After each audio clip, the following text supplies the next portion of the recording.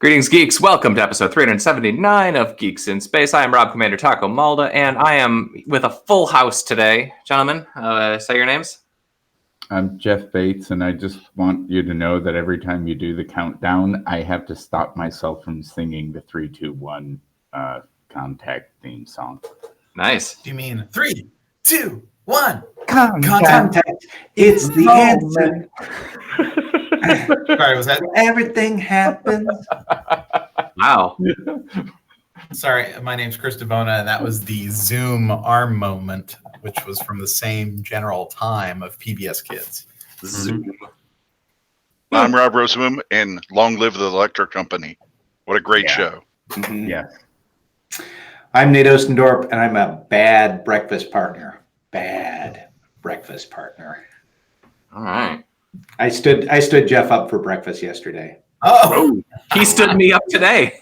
come on, Jeff, you can stand him up. He stood you up like a What I'd like to notice is that it was a breakfast that Nate had initiated, which is the part that makes it all the more ironic, because Nate's game has moved to the next level of I will set breakfast up that I won't show up to. Yep. Bold, Mr. Ostendorp. Bold. It's okay. All right, Robert, gentlemen. Wait, did Robert Roseboom introduce himself? I did. Yeah. Okay. Very Sorry, briefly. I got lost in the breakfasting. He expressed his preference for early 80s children's programming on Electric PBS. Company, The right? Electric Company. Right. I was more of a Mr. Wizard kid. Yeah, you had cable. Yeah. Right. The only thing I know about Mr. Wizard is he was brought up in Buckaroo Banzai. That's all. You mean the comic manic performance of John Lithgow's career? That was It for was Nate. fantastic. Yeah, that was. I have been ionized, but I'm okay now. That's right. One of the numerous Geek House 1 era running jokes that never dies. Yeah. Okay, so do you guys am I the only one that watches or is interested in speedrunning for video games? I love that stuff. Yeah, I watch some speedrunning vids. So I put up one, I watched one a few months ago, which was the Super Mario Brothers with warp zones. They break down all of the tricks with that because there's like 5 or 6 tricks that you have to do in level 4-2 in order to be competitive. It's really interesting. Well, I put on the Taco Zone, there is like a 45-minute long video on the history of Super Mario Brothers speedruns without warp zones. And they basically track the record as it goes down from like 21 minutes to like around just under 19 minutes, and they track all the individual steps. I'd like to register a complaint. It turns out I'm not that into speed runs that I want to keep talking about this. Wait. Are you saying you would like to speed run our discussion about speedrun? Let's see how quickly we can get this speedrun discussion over with. And I'm not criticizing the speed runners. I mean, we all have weird, dumb. No, you're criticizing me. I'm literally criticizing us for talking about it for too long. I kind of feel like we already didn't do a very good job, so maybe next episode we start again and see how fast we can stop talking. Yeah, We'll do it faster. Hello, welcome to Geeks in Space. I'm Rob Commander Taco Malda. This is episode 378. All right, Geeks, introduce yourself. Speedruns. So there's a Between Two Ferns movie coming out. Right? Which It's going to be terrible or wonderful. I bet both. I bet it'll be both. Well, I mean, that's really what they do. Yeah. Right. I mean, the trailer looks humorous, but Yes. you know. But is it going to be like funny, or is it going to be Jay and Silent Bob Strike Back, not actually funny? Oh, see, I love that movie. I don't know. It looks like they kill. lightsabers? It looks like they kill Matthew McConaughey right away at the beginning. So Yeah. that's a good start, I guess. Yeah, we've spent far too many movies watching Matthew McConaughey do things. So the first thing that they should do is kill that man. I want to see Matthew McConaughey die, and I want to see America stop trying to rescue Matt Damon. Those are my Hollywood wishes. Yeah. I rewatched The Martian, though. It's still really good. It is really good. It is. The book is very good, but did you try to read the Luna, his moon book? Artemis? I listened to it in audiobook, and it was long. atrocious is what it was. When you use the phrase pain in the ass 3 times in a singular sentence, that just means like whatever publishing house it was, it's like, the Martian's been successful. Get this thing in here, Andy. Now we don't have any editors right now. Just pump this thing out. Is Andy the one that doesn't like to fly and he drives to all of his author stuff? No, that's our coworker. Wait, which one? Daryl. Oh, no. Andy Weir is also like an anti-flyer. So is Jimmy DiResta. Although I don't think it's about not flying. I think he just likes having his truck. You know? No. But like he'll drive from New York to Los Angeles on a whim. It's nutty. I mailed my dad actually a copy of The Martian. From Los Angeles to New York. Because he hates flying. Sorry, Rob. No, whatever. I actually have a serious question. I mailed my dad a copy of The Martian, and I mailed him a copy of Damon. And he needs books to read because he's retired now and has spare time. So, in that vein, do you have suggestions for him? Sort of, lighter, good sci-fi. I have to tell you, Daniel Suarez, that guy produces. I have to tell you, he does a great job. All the ones just get better, like Influx, the other one, the other Damon books. I mean, they're really good. Yep. I didn't like the second one. I felt like it got kind of ridiculous. Freedom was a bit much, but it was still like solid, right? It wasn't like how dirty you felt after reading Ready Player One. I didn't go on to Armada, but I did not read Armada. Well, okay, so when I read Freedom, the thing that I liked about Damon is that it was like they just threw a lasso around plausible. Yeah. Like there was just enough there that I felt like, okay, maybe. But there is nothing in Freedom that I find even remotely believable. So like they're a different thing to me. But what the Influx is the next one? Well, there's Influx and there's another one that I just read that just came out. So I would recommend for your dad the Expanse book series, which is now the Netflix show or Amazon, which is fantastic. Book series is even better. The other book, Soon I Will Be Invincible by That's a good book. Yes. Yep.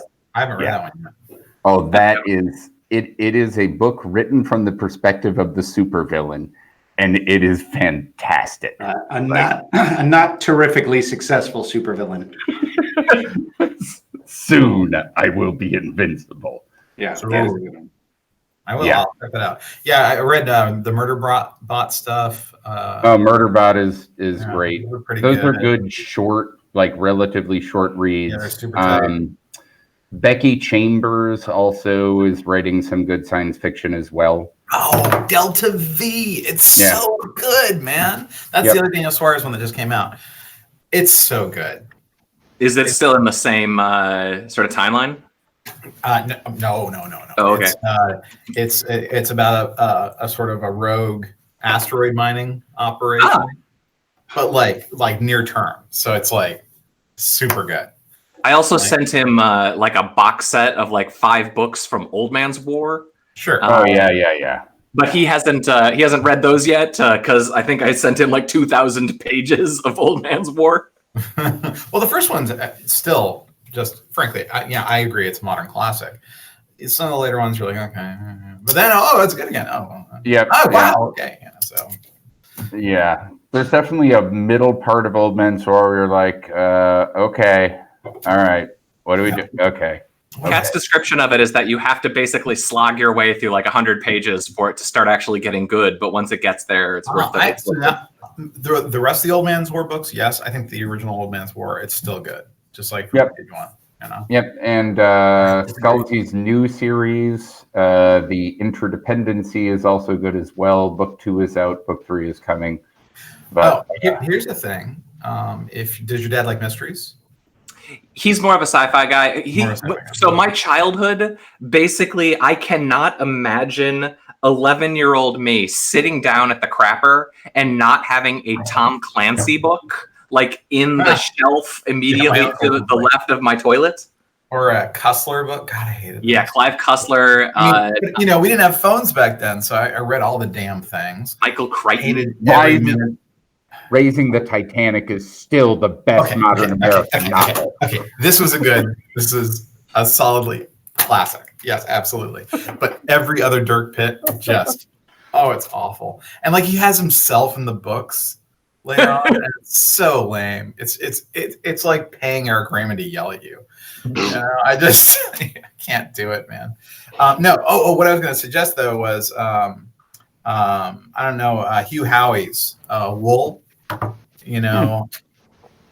It's so good. If you haven't read it, Hugh what? Hugh Howey. Howey, okay. Howey. Here we go. I ain't spell checking this before I put it in the description field, so I hope you got it right. Howey, Howey.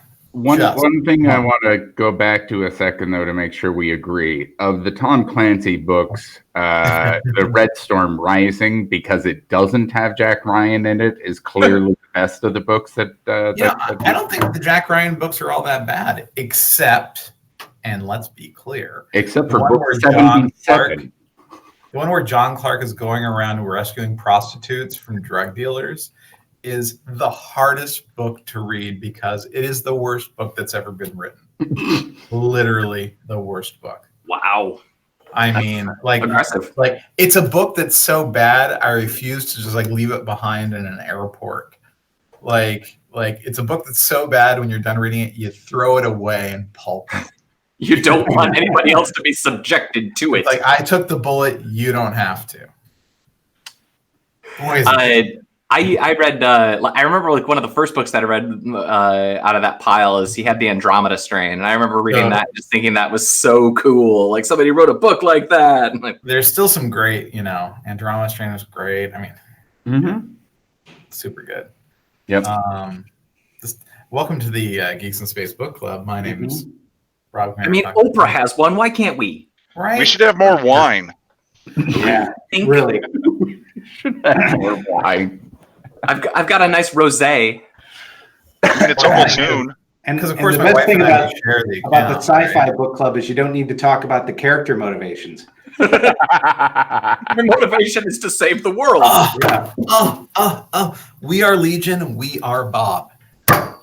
Yeah, You're welcome, you jerks. And for Rob's father, that will be especially good. So good. He actually will. It is complete brain candy of a series. Yeah, he'll enjoy the Bobiverse. Yeah. So there's We Are Legion, We Are Bob, For We Are Many, and All These Worlds. It's a series, 3 books. Dennis E. Taylor. You're welcome. All right, I'm excited. Yeah, Bad Blood was great. What else? I'm going to see him next weekend, so I have enough time to order him some new reading material.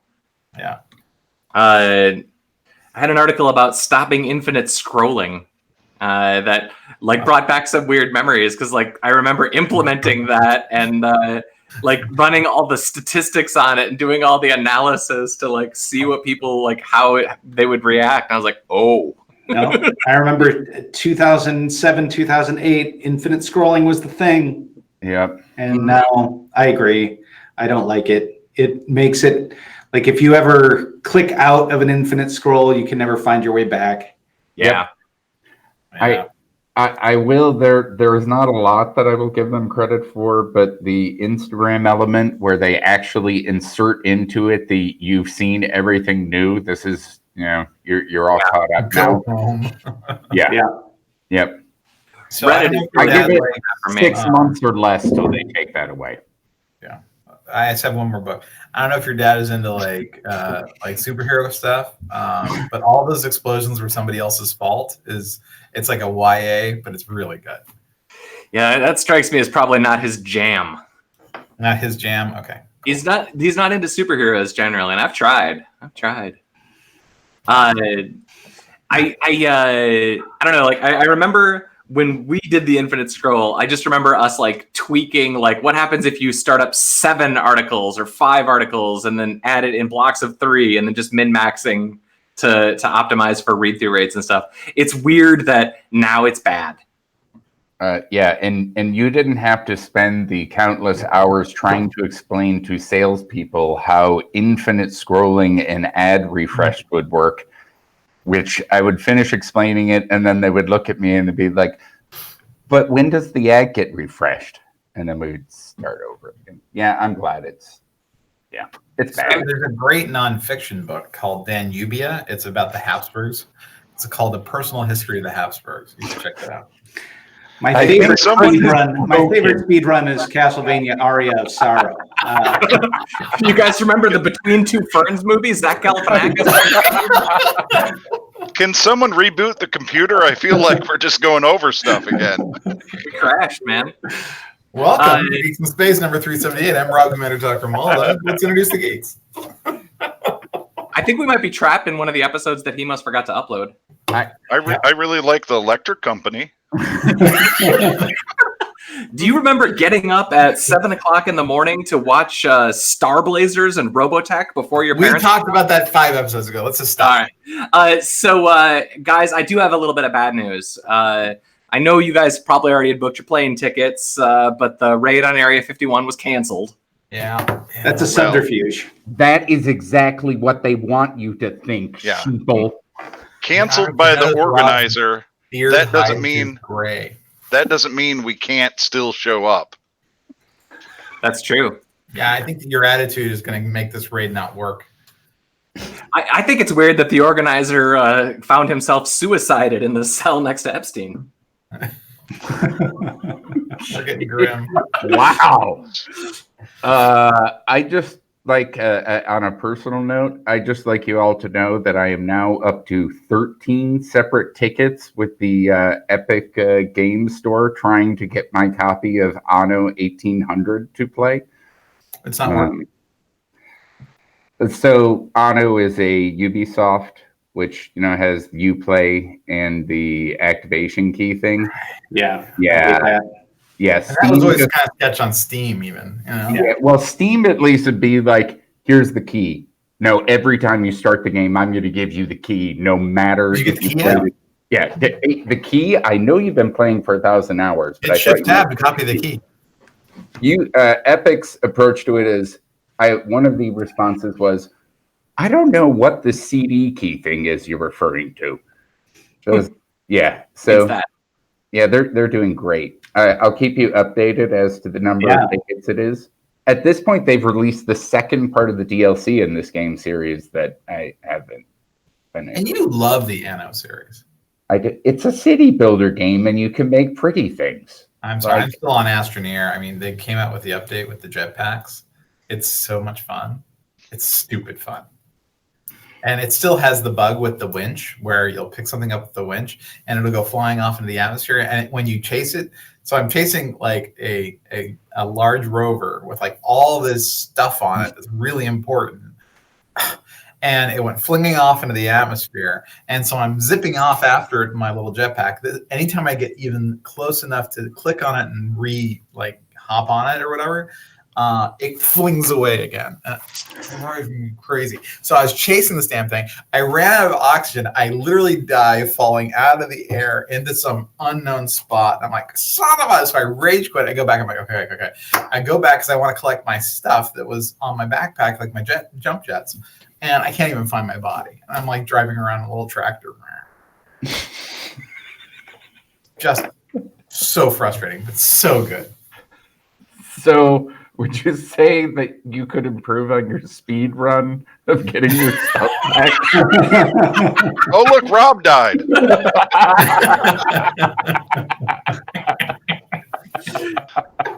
So I read 2 stories this week that really spoke to me about the future. The first is that McDonald's bought a startup and has announced that they are going to be replacing the cashiers in all their drive-thrus with AI-driven speech recognition robots, which that should work out well. Alexa, cheeseburger. At least you didn't say one of the other services, because I'm afraid that every single room would have something that would Bing. We've got a lot of that Google devices floating around in these rooms, but So McDonald's is going AI, but maybe even scarier is that we now have robot priests that are capable of even performing funeral rites for you. That's not scary. That's comforting. What's scary is mentioning a robot priest so soon after the Epstein joke. That's what's scary. You trying to bring you saying that he was an ordained member of the Catholic Church and that's why he got away with it for so long? I'm just saying. I don't want a robotic Catholic priest. Okay, and I say someone's baptized Catholic. Okay. You know, I think if we've learned anything from the Butlerian Jihad in the Orange Catholic Bible, it's that you cannot have any artificial intelligence at any point in time. Well, one of the points they make in that robot priest story was kind of interesting in that, robot priest is something that would never happen here, but in Japan, they're all about it. Right, they're in. They're like, oh yeah, there's robot everything. So why not robot priests? Sure, why not? So I'd like to roll back to the discussion of the Butlerian Jihad, if I may. Feel free, sir. Oh, I am always ready to talk about the Butlerian Jihad. I have to tell you, the post Frank Herbert Dune books. Oh, so bad. Like just repellent. So, of sons of major literary figures, on one side, you have Christopher Tolkien, who is like, I will be a steward of all of the things. I will publish and all maybe sometimes a bit too strident, but at least he clearly cares about the legacy of Spada. And then you've got Herbert. Brian Herbert, who is like, you know what? I wonder if I could mine crypto coins with how the energy generated from my father spinning in his grave based on my desecration of the most holy of texts. That guy is definitely speed running to a paycheck for sure. Milk. Well, he also did some Star Wars novels, but I never read them. But not Brian Herbert, but his co-author Kevin Anderson, he's a very sturdy writer. So his Star Wars novels, like he did the Admiral Thrawn thing. This is back 20 years ago. Like Anderson's Star Wars ones, I mean, they are, I would say, grade A pulp. Like they're good for what it is. Yeah, that's what Star Wars should be. Yeah, that's a really good review of Anderson. It's spot on. It's like, but when you mix in the Brian Herbertness, So I was trying to read the books to pull the notes that they pulled on the Dune universe, right, into the books, but it's like, man.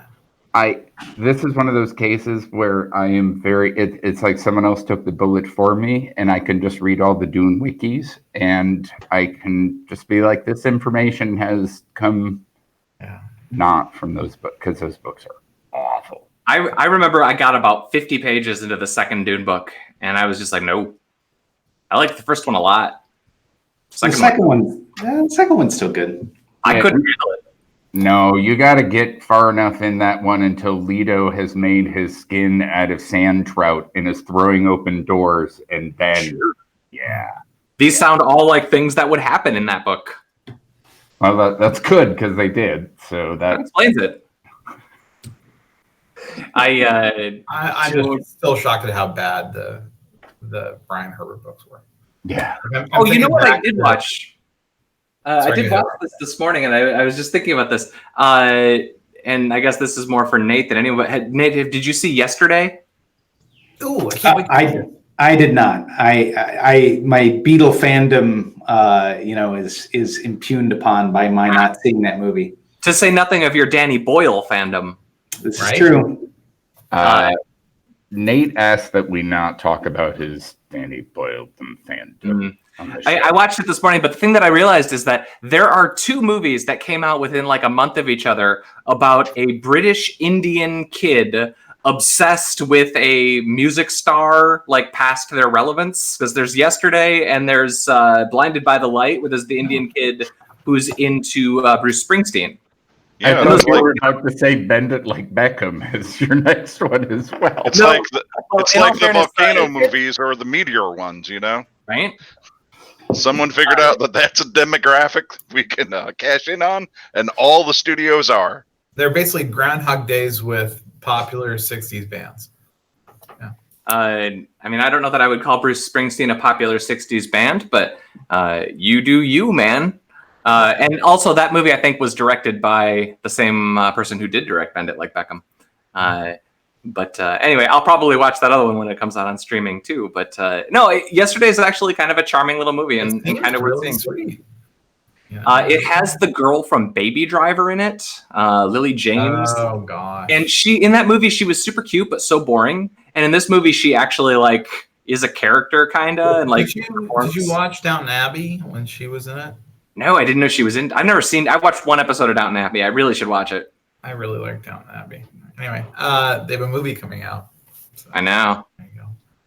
I listened to an interview with the director or with two of the actors. Like Gillian Fellows, or I don't even remember which two it was because I don't know any of the characters from the show. Wait. You've watched one episode of Downton Abbey, but you've listened to an interview with two of the actors. So I listened to a podcast where they do an interview it's a movie podcast where they do interviews with various people. And so it's like a 5-minute interview in the middle of a 2-hour podcast. And I didn't fast forward because in all fairness, my fingers were covered in super glue because I had headphones on and I was working in my wood shop. There's a certain risk that you take on when you press play and you're in the wood shop. It's like, I hope whatever I'm going to listen to is good. Yeah. Because if it's not, I can literally do nothing about it. Yeah. I mean, you have a nose. Clean your hands. Well, I mean, if it's a Pixel device driving the headphones, you could just say, "Okay, Google, go to the next song." Oh no! Yeah. I had to stop my phone from doing shit. Yeah. Suddenly, Rob, in the background of Baldy's house, the Oklahoma soundtrack comes booming out. There are things in my house making noise. All right, folks, we've logged our time. Yes. Do we feel sufficiently bonded as friends? I think that we've entertained Jake, enough for today. Thanks, Jake. Jake's reading light sci-fi reading list is right. ample to. Oh! If your dad likes military near-term fiction sci-fi, there's the John Birmingham Axis of Time. It's basically, you remember that movie, The Final Option, where the aircraft carrier goes back in time and it comes back? Yeah. Well, it's like that, except for it's like a carrier battle group that gets zippy-zapped into the past, into World War II, like right in the middle of the battle for Lake Gulf. It's all really right. Good. I've got all sorts of things to put in my shopping cart now. I'm putting up the slide and saying goodbye. Really racist, but yeah. Gentlemen, would you like to say your names? Nathan Osmer, bye-bye. All right, Christopher, bye-bye.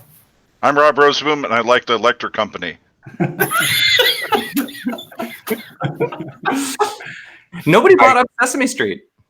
Well, that's because Sesame Street doesn't start with 3, 2, 1. Yeah, you're right. All right, folks, that was 379 Geeks in Space. Click on the various things you're supposed to click on. I'm Rob Commander Taco Malda.